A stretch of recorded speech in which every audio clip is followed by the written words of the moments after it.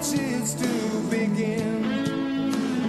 A thousand banners waving in the sky.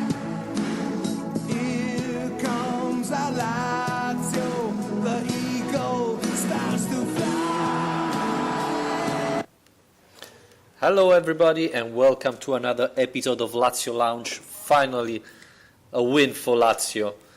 So we are happy even though bad news arrived just before the beginning of the match. We're going to talk about that as well tonight. I'm Vittorio Campanile. With me again, Alistair McKenzie. Hello, Alistair.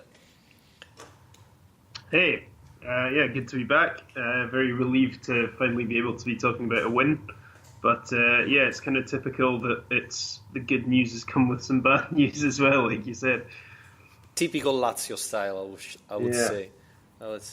So, shall we start with the match, or shall we start with the bad news? Maybe if we start with the bad news and finish on the good news, that's a good way of doing it. Okay, so basically, Iglitare told Mediaset Premium before the beginning of the match that Lazio made the decision of withdrawing the offer of the new contract to De Vrij. This is because Lazio was tired of waiting. The player still didn't accept the offer, or better, he said he agreed in terms, but the agency didn't sign the contract. And so Lotito and Tare, after more than 1 month waiting, decided to not offer the contract anymore and let him go. Yeah. It's incredibly frustrating, I think, as well, because it seemed almost inevitable in a way the longer the time has gone on with this, and we've been talking about this for pretty much the entire lifetime of this podcast. This has been something that's been an issue, and I don't think it makes it any easier, really, that it's now being confirmed. You know, the fact that it was almost inevitable. It's frustrating. I also thought the timing of Tare's announcement is a bit strange. To make that news public before a very important match that he's starting in and playing in, I thought was a slightly strange strategy on his part. I believe this is a last attempt to make him sign the contract. You know, a little bit like what happened with Donnarumma and Milan this summer, with the announcement of Milan saying that Donnarumma won't sign the renewal, and then after a couple of weeks he signed it. I think this is a way to say to De Vrij, look, you are important, we want you, but this can go any longer. You know, we cannot wait any longer. If you don't sign it now, then it's done, and see what happens. Again, as I was saying before, it looks like De Vrij have already agreed in principle, but as we said last podcast, the agency wants like 25% of the buyout clause, and Lazio doesn't want to agree in that, and so that's why it looks like they didn't sign the contract. Anyway, Tare said we're going to reveal details later on, not now. The strange thing is as well, though, that you can kind of understand to a certain extent why the agents are doing this, because they have more or less all the power here. For Lazio to turn around and not accept just means that we end up losing him for free. So if the other scenario is that he signs a new contract and they get the majority or a cut of the buyout clause, Lazio will still end up with, a certain chunk of money as a transfer fee in the summer if he's sold. So the way I see it, if you're willing to accept that De Vrij is going to leave the club, which Iglitare seems to have accepted, then I don't really understand why you can't just accept some sort of terms anyway in order to, get some sort of transfer fee for him, because Well, it seems ridiculous to end up losing him for absolutely nothing, especially when, and he also said there's been no agreement made with any other club, so he's basically just letting him go as a result of his own relationship with these negotiations. Well, I'm not sure about that. I think Tare and Lotito believe that the agency was just to take time, and in the meantime they close a deal with some other teams, and leave Lazio empty with nothing. So I believe he prefers to stop now and don't don't repeat another time like the Biglia situation last summer, where Lazio was waiting, and then Milan comes and he signed for them. So disappointed, I believe everybody is, because let's not forget that De Vrij missed a year and Lazio waited for him, didn't sell him, and so on. And you think that there should be a little bit of gratitude in football, and unfortunately De Vrij just showed that there isn't, and it's disappointing. It's not only the money you lose, it's all of this. Don't say thank you to Lazio for the fact that they waited on you, and if De Vrij now is one of the best defender in Europe, I think it's part of what Lazio did. I think De Vrij as a person seems pretty decent. I think he's got quite a good character. I don't see him as being a troublemaker or manipulative in the way that Keita you could suspect him of. So yeah, it's probably just, to a certain extent, interference of the people who work around him, saying that he is at a certain age in his career, and if he's wanting to take what they might regard as the next step in his career, then this is a good time of doing it. The hard part, I suppose, is that Lazio are closer than ever, really, of getting back into the Champions League at the moment, and that in itself is something that's a really big selling point to get players like De Vrij to commit to this club. So it would seem, strange from his point of view to want to leave if the club gets to the Champions League. And also now we're left in the position where we've got most of the second half of the season still to come, and all his teammates are going to know that his future isn't at the club, which has to be a bit unsettling. And the other thing is, if there are true rumors about Inter wanted to sign him, again, why at the moment would you leave Lazio to go to Inter? No, I wouldn't. And this is the same mistake Candreva, Hernanes made in the last year. At the moment, I know it's weird to say it, it's strange, bizarre, but at the moment Lazio give you more guarantees than Inter, and you can see it now. Inter is struggling. Lazio probably passed the worst period of the year, but it's 1 point above Inter, and they're playing much better. So I can understand if you have Barcelona or Manchester United, but leaving Lazio for Inter, I don't believe that is the best option for you and the best decision.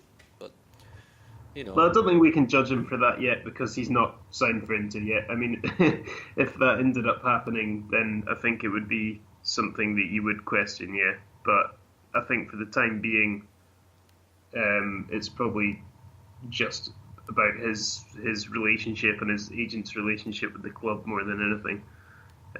But yeah, it would be more. I think it would make it a lot harder as well to lose him to a Champions League rival within Serie A, which obviously, like the players you've just mentioned, is a kind of trend in recent years that when we do sell key players, they tend to stay in Italy, which is not a very healthy way of doing business.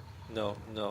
And I agree with you. I believe the fact Lazio didn't find the agreement is the agent, it's not De Vrij, and that's why maybe Inter could be an option, because the salary they're going to offer is going to be the double of the Lazio one, and the agent doesn't care if he play the Champions League or not if he gets a bigger fee. So they don't care basically about that where his player plays. So we're gonna see. But again, today I thought we saw the replacement of De Vrij, Felipe Luis again. He played a very good match. This time played on the left side. And again, I thought he didn't play that much, but another good performance for him. Yeah, by that stage, I suppose the game was more or less wrapped up. But it was good to see him in that role, because that was something we talked about last week, was the possibility of getting him to play on one of the sides of De Vrij instead of just in the centre. And yeah, I think from what we've glimpsed tonight, I think that's definitely a possibility with him. And I think if De Vrij is to be leaving the club, it's pretty important that Inzaghi's using Felipe Luis as much as he possibly can from now until the end of the season, because he's improved so much so quickly, really. So hopefully, if that's the start of a trend, he's on the path to actually becoming a really quality Serie A defender. And he's a ready-made replacement, which Latito likes because he doesn't have to spend too much money. I don't think that would be enough in itself to replace a defender of De Vrij's quality just with Luis and nobody else. You'd probably want to look at bringing someone else in the transfer market, but he's offered an alternative this season that we haven't really expected to be given. So yeah.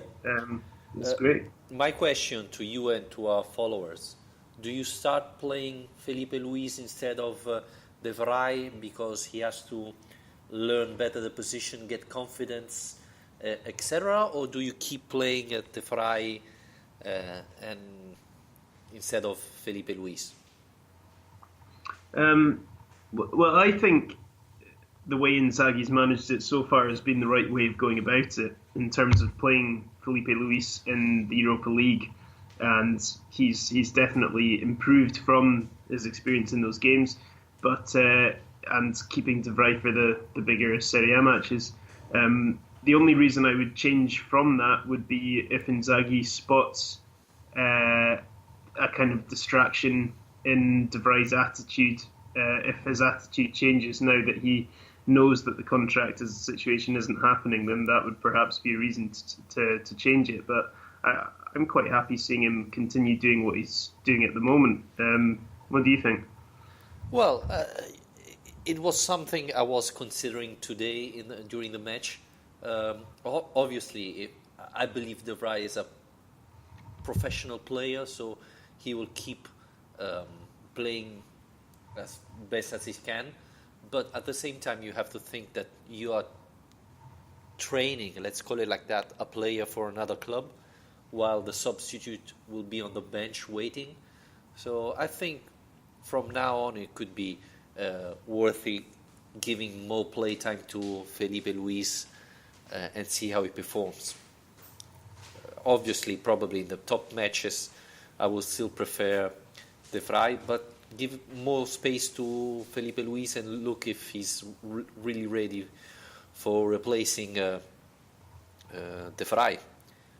Because I suppose the one thing is, though, we don't want to take too many risks with this defence at the moment, because it was a relief to keep a clean sheet tonight, but it's been, it's not been a particularly good period recently defensively. So I'd be quite happy for the time being at the moment anyway to see Inzaghi kind of keeping his defence in the strongest three he deems to have available. And this brings another question: why Wallace? I mean, if you're struggling and you want to play the best option you have, then I don't understand why Wallace played today. I mean, we talked about it already, and we said that we believe Inzaghi thinks that he will need all the players available, so that's why he's giving play time to Wallace, Bastos, and Cáceres pretty much all the same time to keep them fresh and trained.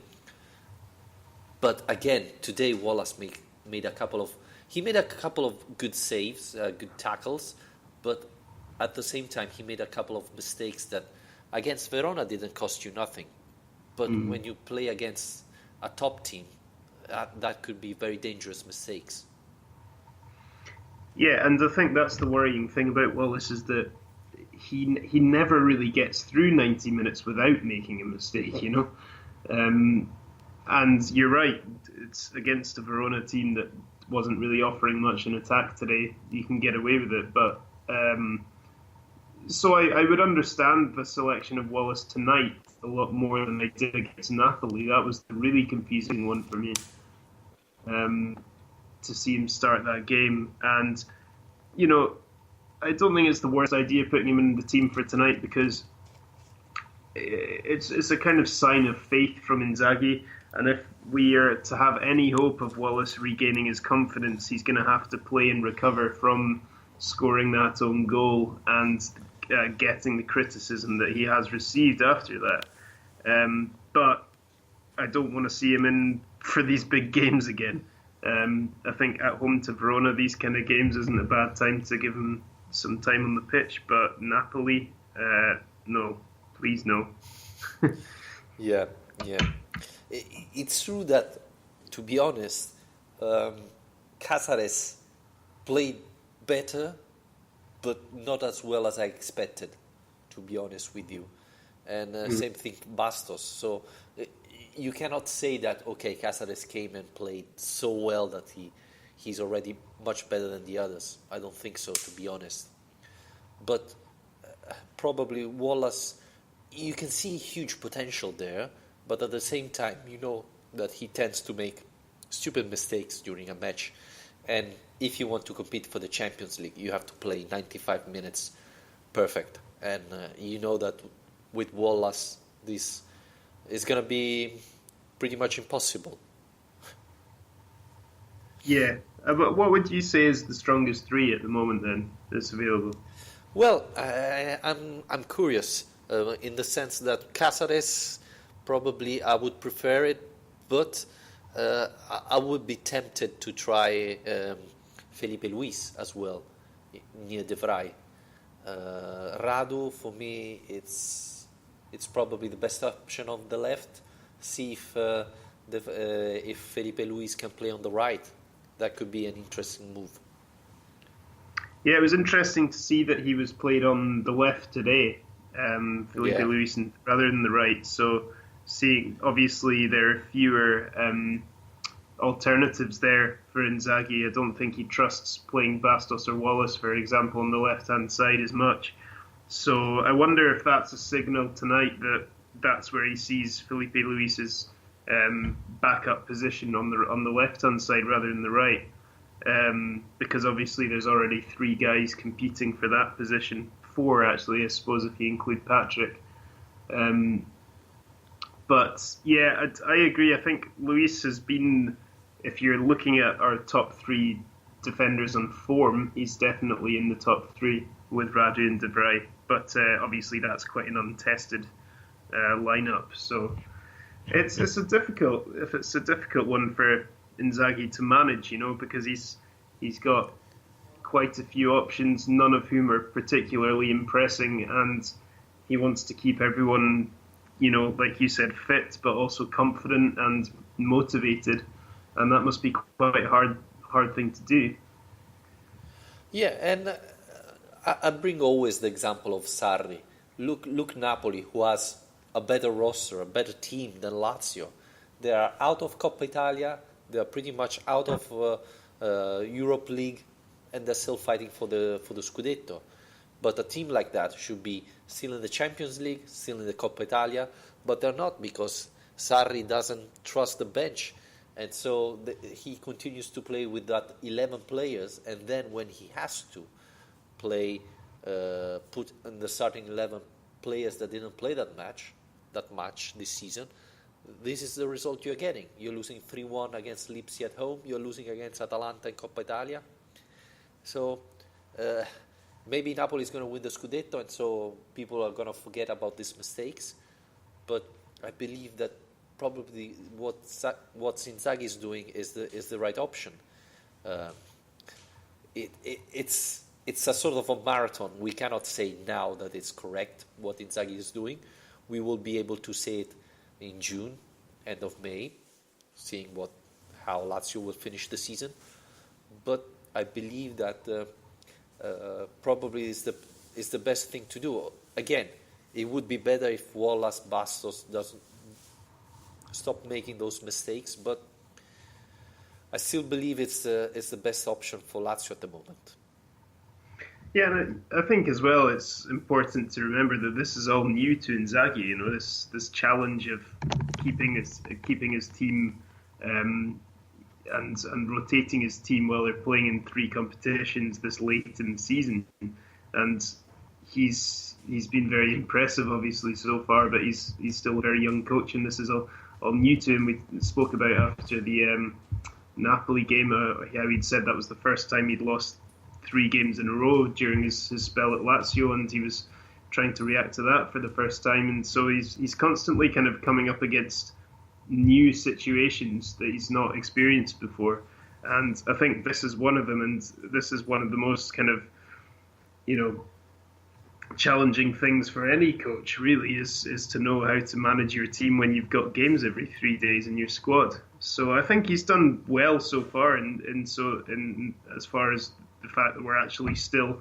in a Champions League spot and in the other 2 competitions, which is remarkable, and which we would have, if you'd asked us at the start of the season to be in the position we're in now, we would have taken it without a doubt. One other point interesting is this is probably the first time in the season in his career where he have a big list of players he can select. Let's not forget that he didn't have Felipe Anderson for pretty much all the beginning of the season. Nani was in and out, often injured. He lost 3 defenders and so on. It could be even that now that he has plenty of options, it's not always easy to pick the best players for that match.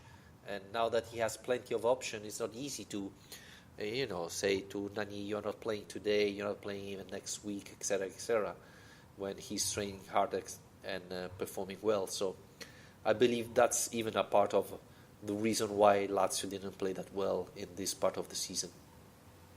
Yeah, I think you're right. I don't think it was a coincidence that our best run of form came at a time when we had a few injury problems, because that actually resulted in a level of consistency, you know, picking the same team for 8 games in a row. And although that could backfire, I think it actually gave Inzaghi a group of players to work with on the training ground, and they knew exactly what they were doing with each other. And that's become a lot more complicated now that all these different options are appearing. And not only because it's harder to decide who to pick, but also because the players he's got available perform these roles in very different ways, particularly in attack. Caicedo's a very different player to Immobile, and Anderson and Nani are very different players to Alberto as well. So that's kind of complicated things for him a bit.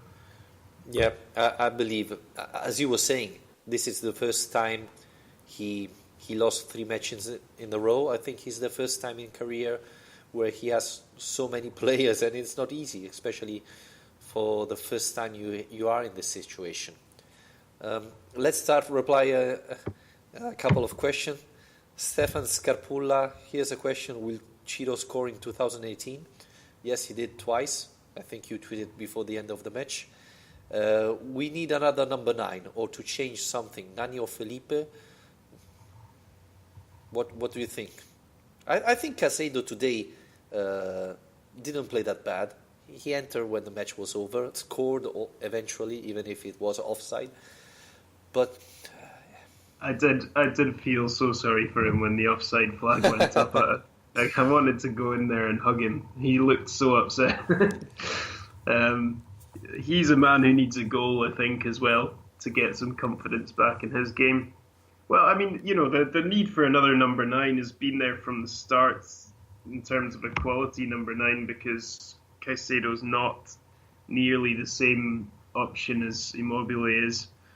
I was very, very relieved tonight to see Immobile score not once but twice, because I think we would have been very, very worried actually if he'd gone another game without finding the net, especially against a defence like that. And But football, it's a weird game because in the first half he had three chances, two was incredible, and he missed them, and then he scored in the two more difficult chances he had in the match. It doesn't make sense at all, but that's football. That's Ciro Immobile. well, I mean, it's a game tonight really that we could have won by a huge score. Absolutely. The amount of chances that were created. I think personally, I like to look on that as a positive thing. I know some people have said that they're concerned that these chances haven't been taken, but I'm relieved to see Lazio creating that amount of opportunities again, because it's not the easiest thing to do against a team that, okay, they're at the bottom end of the league, but they're coming in to defend, and that's something we've struggled with before, is breaking down those defences. And Lazio had enough opportunities tonight to win, 5 or 6-0. I have to admit that at halftime I was really worried, because for me it was like a déjà vu. How often in the past we saw Lazio playing a fantastic first half against Kiev or things like that, and then in the second half completely collapse and the other team wins a match that Lazio should have won 5-0. But as you were saying, it was really positive to see Lazio having so many chances against this type of team. Let's not forget, in the past we struggle a lot in not creating chances, not scoring, not creating chances with teams. And if you see, Verona at a certain point was defending with 11 men. Keane was there just in front of their box, and he should have been the striker. So this tells you a lot how Verona defended with 11 men. And the fact that concerned me was we had so many good chances. No one tells me that we're going to repeat it in the second half. Instead, we were able to score immediately, and that was really positive. But I was scared, honestly, at the first half. Well, I think you could tell that that was the way that everyone was feeling, not in the crowd and on the pitch, in the technical area. I mean, you saw Inzaghi get the players together on the pitch for an extra team talk just before they started. Then the crowd were getting very anxious when these chances were missed. There was one moment in the first half that another bad kick from Strakosha went straight out, and all the Lazio players are throwing their arms up, shouting at him, and it did have that atmosphere of being one of those nights, didn't it, where you just think something's going to go horribly wrong. So, I mean, it's a massive relief, really, to come away with those points, and I think we can look at it as a building block towards another good fixture next weekend in the league against Sassuolo, who are struggling just as much as Verona are at the moment. Yeah, Sassuolo is the typical team that against Lazio played terrifically well, so we're going to see. But I mean, this is a very, very important week. You won today, you have to win Thursday, and if you win even against Sassuolo, then things are going to change. Let's not forget that Milan is going to play against Roma. Inter has an easy match, but Inter is struggling. So, winning these 3 matches would be fundamental for the rest of the season. Couple of questions on Twitter. Trajvili, I hope I pronounced it well. Why does the awful Marusic start time and time again? He's been just about the worst player on the pitch tonight. In a match such as this, surely a case of giving Nani Felipe a run out. I thought Marusic was terrible in the first half, but he improved a lot in the second. Again, I don't know if it's lack of confidence in the first half or a bad start, but I thought in the second half he was much better. I think lack of confidence is perhaps an issue with Marusic, because I think what he does really well actually is he gets himself in the right positions. He's clearly quite well drilled in terms of Inzaghi's tactical vision, because he does offer a really good attacking threat down the right-hand side, and he ended up in some really good positions tonight. And the problem was that when he's in these positions, he's either hesitating, his crosses aren't finding their target, or in the case of his big chance, he just got that completely wrong and didn't really have the composure to finish it. So I think Marisic has all the attributes to his game to be a really effective player in that role, but he just doesn't seem to quite have maybe the experience yet or the composure. But I think that's something that he can actually gain with a bit more time. So I wouldn't go so hard on Marisic, if I'm honest. I think he's a good player, and we can expect good nights and bad nights from him. But I think he's kind of doing everything he should be doing, but just could be doing it better. Yeah, the thing that concerned me is that, if I'm not wrong, he's 26 years old. So you're not talking about a youngster, a Murcia player.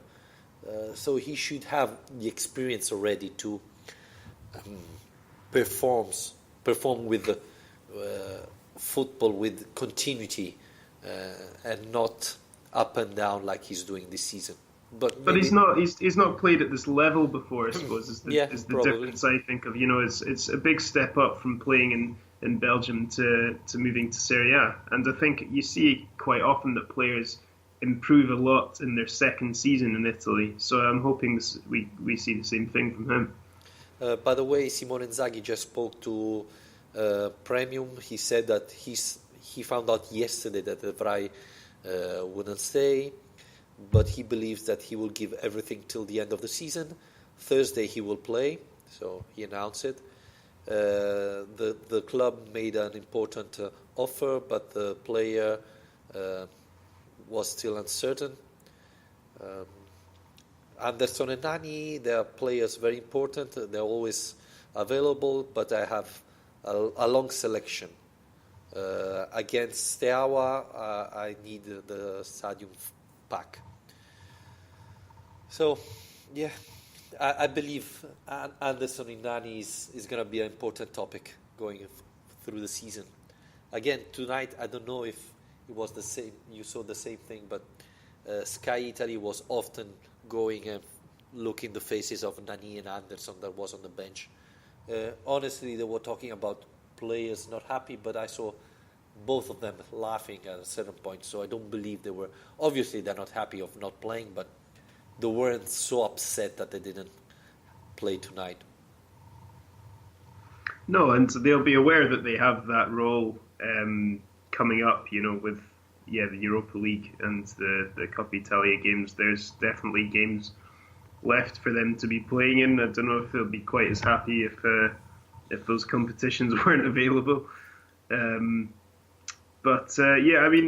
kind of hoped that pressure of their being on the bench would bring out the best in Alberto again. I think Alberto was better tonight than we have seen him recently, but I still think he's not quite back to the level he was at earlier on in the season. He's not quite as influential as he has been. But I definitely saw an improvement from him tonight, as well as Immobile. I think it was, you started to see the old connection there again. I'm saying the old connection like I'm talking about years ago, but their partnership seemed a bit more lively tonight than it has done recently. Rami Algendi, not convinced by the team at all. Wasted a million chances. Still look very bad at the back. Lukaku and Marusic were very bad again. De Vrij looks solid, which is sad as he will leave. I don't think we played that bad, honestly. And I don't think the defenders played that bad because Verona didn't have a chance, to be honest. I expected more from Lukaku and Marusic, but when they were attacking more than they were defending. So, I don't agree totally with what Rami is saying. Don't know, Alasdair, if you agree. Well, no, I said at the start of the show that I thought this is a positive performance because We dominated the game. We created a lot of chances. Yes, we could have scored more goals than we did, but we still won the game comfortably. There's no doubt at the end we got a clean sheet. Um, I think there's always things that people will be able to complain about, but tonight, given the run we've been on, I think it went about as well as it could have done, to be honest. Yeah. Christopher Thomas, who's a viable replacement for De Vrij, inside or outside the team? I think Felipe Luis is the best option at the moment, but I do believe that Lazio would search another defender in the transfer market this summer. Let's not forget that Lazio has something like 30 million euros to spend, thanks to the transfer of Biglia, Keita last summer. So I believe Lazio is going to sign a couple of good players this summer. At least they have the money to do it. Yeah, I hope so. I mean, it's a big player who's leaving this squad. Let's not forget that, because obviously Felipe Luis is the most promising defender we've got, but he's by no means a direct replacement for a player of De Vrij's quality. So that's definitely something that they're going to have to replace in the transfer market, particularly if Inzaghi's looking to continue with three at the back, which I expect he will. Because it's not just that De Vrij's such a key player in this system, but it's that you wouldn't really trust too many of these other defenders to play in the centre of those three, because it's quite a different role from on the sides. Maybe Radu could do it, but do you think? Yeah, he has the experience and he's fast enough. But obviously, you're not talking. De Vrij is a different player. But I honestly like Felipe Luis. Of course, he's young. He will have to learn. That's why I was thinking of giving more space during the rest of the season. But I still believe Lazio will have to find a replacement in the market. Maybe someone that doesn't start, but someone who can replace Felipe Luis in Europa League or in other matches. Yeah, well, I suppose it depends as well on how the season goes, because if we end up in the Champions League, I wouldn't be comfortable having Felipe Luis as our starting centre-back in the Champions League group. I think if we qualify for that tournament, we need to make sure we're spending that money well to actually strengthen the squad, and I'm sure that will go beyond just the defence, but that will definitely be one area that if we're going to be coming up against the best teams in Europe, this defence as it stands isn't going to fare too well, I don't think. Again, the problem with this defence is that Bastos or Wallace, when they play at the top, they play really well and they can play against any team, I would say. The problem is, that Wallace will make a mistake pretty much every match. To be honest, he started the season very well. This season, before the injury, he was nearly perfect. But now that he came back, he looks a lot like the Wallace of last year, not the Wallace of the beginning of the season. And Bastos as well. When he replaced Wallace, he started really, really well. But in the last matches, I thought he started making too many mistakes or be too confident when he has the ball on his feet, and that's very dangerous for a defender. Yeah, I think I made this comparison before, but Wallace almost reminds me of Santiago Gentiletti in that a guy who seemed to be doing pretty well and then got an injury and really, after he came back from it, never impressed anyone. So, yeah, I don't know. Wallace, he does worry me every time he plays. I'm still not convinced he's particularly comfortable in this system, or that he's got the mobility to play in a back three. But yeah, Bastos I think is a more natural athlete, more natural footballer for that system. But yeah, you're right. There comes a point where you make a certain number of mistakes. You need to be punished for them. Yeah. Saleh, Zeman, Anderson should be playing instead of Alberto. Do you agree? What do you think? No. No, I don't think so. I think Alberto has, for now, still justifies his place in the team. I think he was, like I just said, I think he was looking better tonight than he has done in recent weeks. I would understand calls for that if Anderson had been, remarkable off the bench when he's had his chances, but he really hasn't. And then obviously there was the situation where he's dropped from the team and training by himself, and with all the issues around him, I've not really seen enough from him to think that he should be getting in front of someone like Alberto, who's been able to produce consistently throughout the season. Do you think Thursday, who would you pick? Luis Alberto or Felipe Anderson?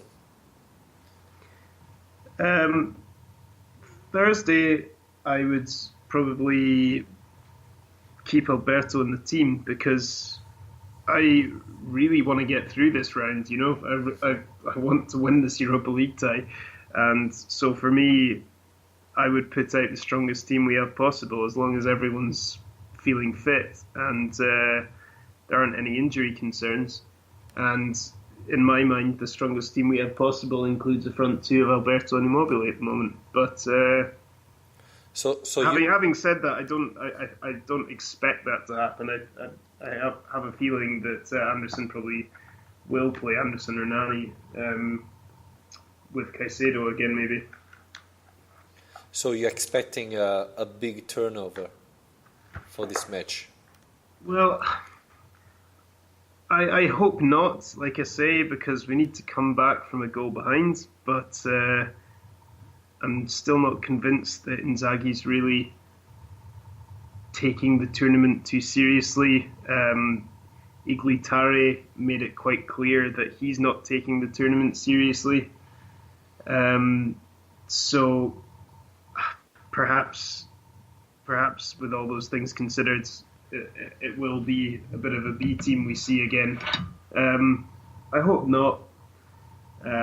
Lucas Leiva will be back available again, so we managed to get a bit more experience into the side, but I don't know. It's quite a hard one to call. It kind of depends on Inzaghi's attitude more than anything. Honestly, I think, and Inzaghi said that he wants to win this tie, but at the same time, I think he has to make some substitution. And to be honest, Lazio deserved to win even the first leg when we lost 1-0, and there were a lot of other players who didn't play that much this season playing. So, I wouldn't be surprised, and I think it could be good to see Felipe Anderson starting and maybe Nani again, just to give them another chance. We know that De Vrij is going to play, Leiva is going to play, Inzaghi just said it. So it's not going to be a massive turnover, but I believe that probably in front with Luis Alberto this time on the bench with Immobile, that could be an option. And maybe, again, as I was saying before, giving play time in important matches to players who didn't play that much this season could be very important for the future of the season. So I honestly believe that even with Felipe Anderson and Nani, Lazio can win this with this tie. Yeah, no, it's an interesting suggestion having Anderson and Nani together up there. That's something we've only seen once before, I think, from the start. So, and yeah, it was quite hot and cold related display last time, yeah. But it does offer something completely different. I think Xiao, there's no denying they're going to come and they're going to look to defend, which is more or less what they did in the home game. And they're going to want to hold on to that lead. So it's absolutely vital that we don't concede, because obviously with the away goal that would mean we need to score 3 times. So it's quite a difficult match to approach in whether you look to play a structured game or whether you look to score an early goal, because you need to be very very aware obviously Xiao's counter-attacking, which caught us out last time. Yeah, it's a dangerous result because, yeah, if you score 2 goals, you go through. But if they score once, I don't want to say it's over, but it's going to become really difficult to win. But I hope that the match of tonight will give Lazio extra confidence to start playing again at their level as they did 1 month ago. I think Cáceres could be starting Thursday. Yeah, that wouldn't surprise me, especially after Wallace started tonight. Yeah. Don't know if Bastos will have another chance, but maybe Cáceres deserve to. So that could be another option for Sunday. Radu's 300th appearance tonight as well, by the way. Yeah, not worth bad. honouring him with a mention, yeah.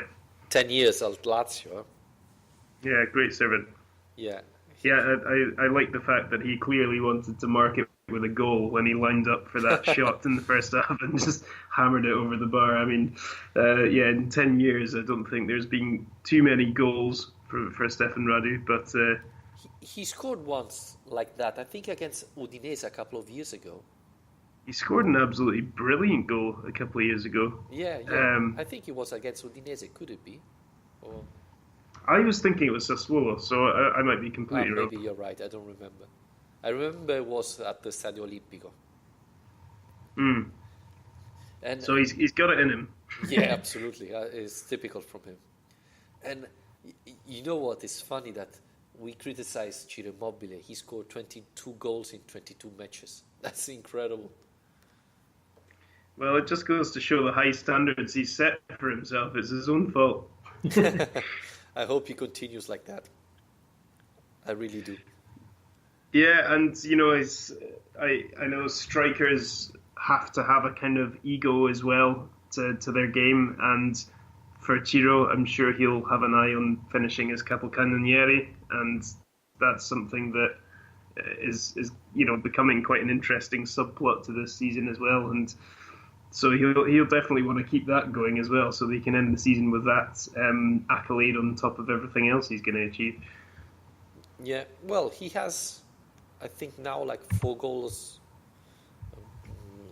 between him and Icardi. I think that is second, so he's doing quite well. I hope he continues because Lazio need him, especially now that the others are struggling. Milinkovic didn't score. Luis Alberto had a couple of good chances as well, but was unlucky with a crossbar. So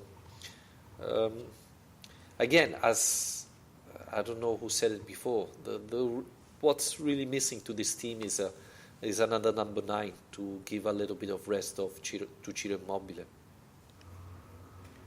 Yeah, and someone you can rely on as well, because I don't think we can really rely on Caicedo. I think he's a different player. Yeah, exactly. You can't rely on him. I mean, to provide the same service that Immobile does. Yeah.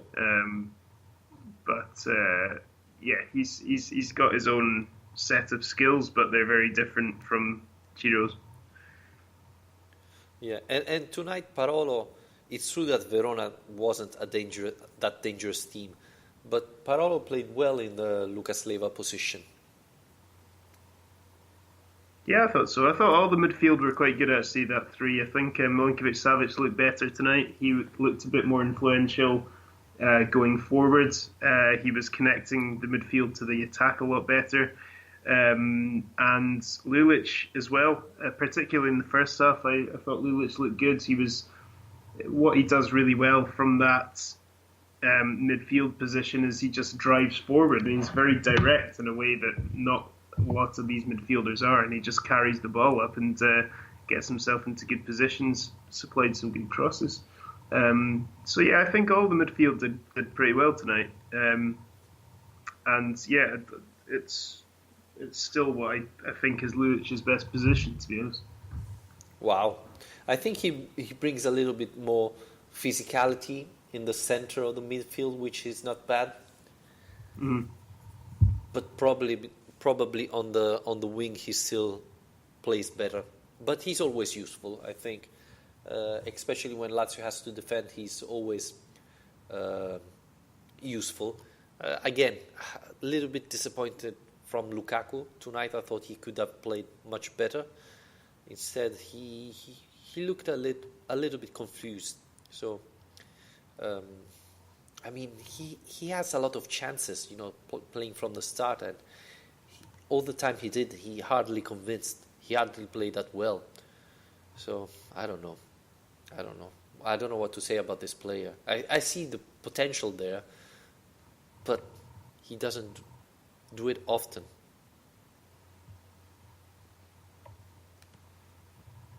And yeah, go on. Sorry, no, you carry on. I wanted to point it out that this time Murja came in, which it was very rare, at least at the beginning of the season. Often, we were talking about that Inzaghi's substitution was nearly always the same, the two wingers and a striker. This time he changed a little bit. Felipe Luis came in, Murja came in, and again Murja made a couple of good things. He looks much better than he did in the last matches. Yeah, there was a great little back heel layoff for Alberto at one point. And yeah, you can see he just looks very motivated though, because he knows he's not going to get many of these chances. So he came on and you see him bursting up into the box, trying to make runs forward, and I think he's definitely wanting to make an impression, because he'll be disappointed, I think, that the way this season's gone for him. So yeah, hopefully he still has a part to play this season, and it's good to see that Inzaghi's still, like you say, turning to him on the bench, because